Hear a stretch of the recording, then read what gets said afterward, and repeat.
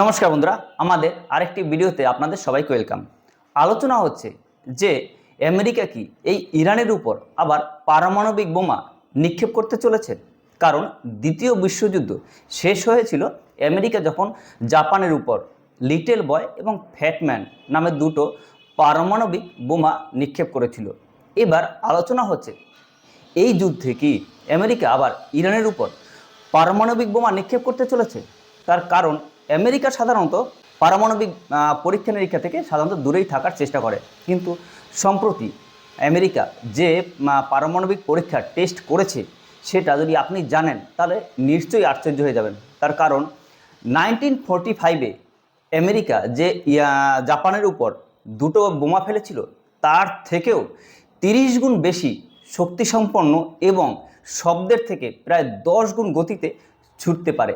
একদিকে America Israel এবং অন্যদিকে ইরান, এই ত্রিপাক্ষিক যুদ্ধের কিন্তু মোড়টাই পরিবর্তন করে দিতে পারে এই পারমাণবিক যুদ্ধ। এবার এই ব্যাপারে আমরা সম্পূর্ণ বিস্তারিত আলোচনা করব এই ভিডিওর মাধ্যমে। আপনি যদি আমাদের চ্যানেলে নতুন হয়ে থাকেন তাহলে সাবস্ক্রাইব করে অবশ্যই পাশে থাকবেন। তো চলুন শুরু করা যাক। সম্প্রতি সময়ে আমেরিকা তথা ডোনাল্ড ট্রাম্প তাদের নীতিতে কিন্তু অনেক পরিবর্তন করেছে। এবার বলা হয় এই যে ডোমসডে বোমা, এটা কিন্তু পৃথিবীর যে কোনো জায়গায় 30 মিনিটের মধ্যে পৌঁছে দিতে পারে। অর্থাৎ আমেরিকা থেকে ছুড়ে দিলে পৃথিবীর যে কোনো কোণায় পৌঁছে দিতে তার সময় লাগবে মাত্র 30 মিনিট। এটা এতটাই বিধ্বংসী। এবং এই যে হিরোশিমা নাগাসাকিতে যে বোমা ফেলেছিল তার থেকে কিন্তু এরা 30 গুণ বেশি শক্তি সম্পন্ন। যেখানে হিরোশিমা এবং নাগাসাকিতে লাখ লাখ মানুষ মারা গিয়েছিল, সেখানে এই রকম পারমাণবিক বোমা যদি ব্যবহার করা হয় সেখানে কিন্তু পৃথিবীর অস্তিত্বই সংকটের মুখে পড়ে যাবে। এবার বলা হয় তাকে ডোমসডে ফ্লাইট, যেটা সাধারণত মার্কিন প্রেসিডেন্ট চলে থাকে যখন সমস্ত পৃথিবী ধ্বংস হয়ে যাবে, তখন ডোমসডে ফ্লাইটে মার্কিন প্রেসিডেন্ট চলতে পারবেন এবং সেখান থেকে মাত্র একটি সুইচ যদি টিপে দেয় তাহলে এই যে পারমাণবিক বোমা আছে সেগুলো সমস্ত পৃথিবীব্যাপী ছড়িয়ে যাবে। আর বলা হয়ে থাকে এইরকম পারমাণবিক বোমা প্রায় 400 থেকে 500-র মতো আমেরিকার হাতে আছে। পৃথিবীতে যেসব পারমাণবিক বিজ্ঞানীরা আছেন তারাই এই যে বর্তমানে পৃথিবীর পরিস্থিতিতে এবং পৃথিবীর বিভিন্ন দেশের সাথে যে যুদ্ধ চলছে সেই যুদ্ধের সাপেক্ষেই কিন্তু একে ডোমসডে নামে বলেছে। ডোমসডে মানে হলো সেই দিন যেদিন সমস্ত পৃথিবীর সব কিছুই শেষ হয়ে যাবে।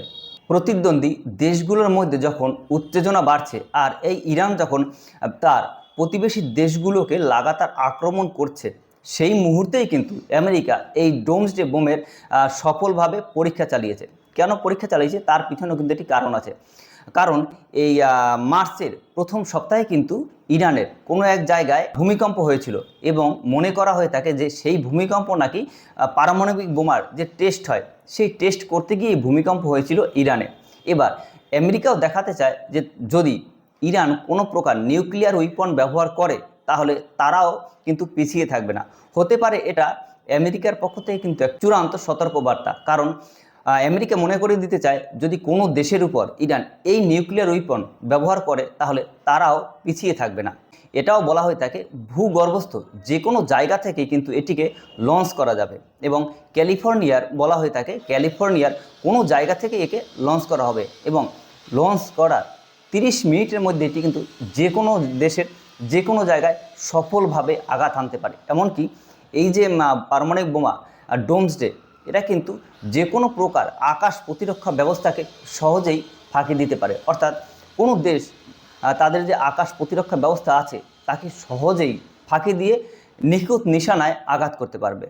এমনও বলা হয়ে থাকে পৃথিবীর মাত্র 2 জন মানুষই এই পারমাণবিক বোমা পরিচালনা করতে পারবেন এবং এইটি সবচেয়ে বিশেষত্ব হলো এই পারমাণবিক বোমা সুইচ টেপার সাথে সাথে এটি কিন্তু বায়ুমণ্ডল ভেদ করে মহাকাশে চলে যায় এবং সেখান থেকে আবার দ্রুত গতিতে পৃথিবীর দিকে ফিরে আসে। এটি একটি ইন্টারকন্টিনেন্টাল ব্যালিস্টিক মিসাইল এবং এটি সাধারণত প্যারাবলিক আকারে পৃথিবীতে নেমে আসে। সবচেয়ে বড় পরিচিতি হলো এর গতি। এটি সাধারণত শব্দের চেয়ে অনেক বেশি দ্রুত চলতে পারে এবং সহজেই যেসব আকাশ প্রতিরক্ষা ব্যবস্থা আছে তাকে ফাঁকি দিয়ে নিখুঁত নিশানায় সহজেই আক্রমণ করতে পারে। এটি তৈরি করেছে আমেরিকারই বোয়িং সংস্থা। সম্প্রতি যা কিছু ঘটছে তাতে বিশেষজ্ঞরা মনে করছেন এটা কিন্তু ট্রাম্পের নীতির একটি বড় পরিবর্তন। তার কারণ হলো আমেরিকা কিন্তু এই খামেনিকে শত্রু হিসাবেই বিবেচনা করত। আর যেখানে খামেনিও বলেছিল ডেথ অফ আমেরিকা, এবার আমেরিকাও কিন্তু এই ইরানকে প্রথম এবং প্রধান শত্রু হিসাবে মানে। আর সেই জন্যই আমেরিকাও কিন্তু কোনো অংশে পিছিয়ে নেই। ট্রাম্প অন্যদিকে কিন্তু প্রতিজ্ঞা করেই আছে এই যে ইরানের বিভিন্ন জায়গায় ব্যালিস্টিক মিসাইল এবং তাদের যে ড্রোন আছে তা তিনি ধ্বংস করবেনই। কিন্তু যদি অন্য দিক থেকে দেখা যায় যে এটাও বলা হয়েছে যে ইরানের $20,000 ড্রোনকে ধ্বংস করার জন্য সেখানে কিন্তু $20 লাখ খরচ করতে হচ্ছে আমেরিকার। সেখানে এই অর্থনৈতিক দিক থেকে কিন্তু আমেরিকা পিছিয়েই পড়ে আছে। অনেকের মনে এটাও প্রশ্ন হতে পারে যে ইরানের যে এই ভূমিকম্প হলো, ইরানে কি সত্যি সত্যি পারমাণবিক টেস্ট হয়েছে এবং ইরানে কি সত্যি পারমাণবিক বোমা আছে?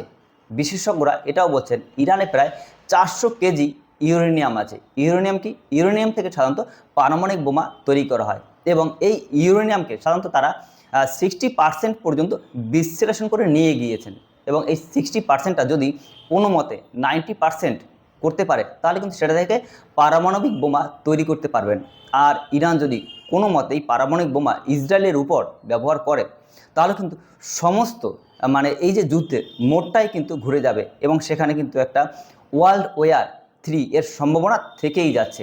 আর ইরান যদি এইটা ব্যবহার করে বা ইরান যদি এই প্রয়োগ করে ইসরায়েলের উপর, সেখানে কিন্তু আমেরিকাও পিছিয়ে নেই। অর্থাৎ আমেরিকা এই যে ব্যালিস্টিক মিসাইল এবং ডোমসডের পরীক্ষা করলো, তারা কিন্তু এটাও বুঝিয়ে দিয়েছে অপরপক্ষে যে ইরান যদি কোনো মতে ইসরায়েলের উপর এই পারমাণবিক বোমা নিক্ষেপ করে তাহলে আমেরিকাও বসে থাকবে না।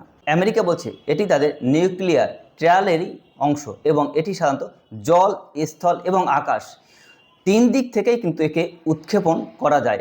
এই মিসাইলে MIRV প্রযুক্তি রয়েছে এবং এটিকে সাধারণত যে কোনো জায়গা থেকে লঞ্চ করা যায় এবং এটিকে যে কোনো ব্যালিস্টিক মিসাইলের ওভারহেড হিসাবে ব্যবহার করা যায় এবং আলাদা আলাদা লক্ষ্যবস্তুকে আলাদা আলাদা সময় সে ট্র্যাক করে তার নিখুঁত নিশানায় আঘাত হানতে পারে।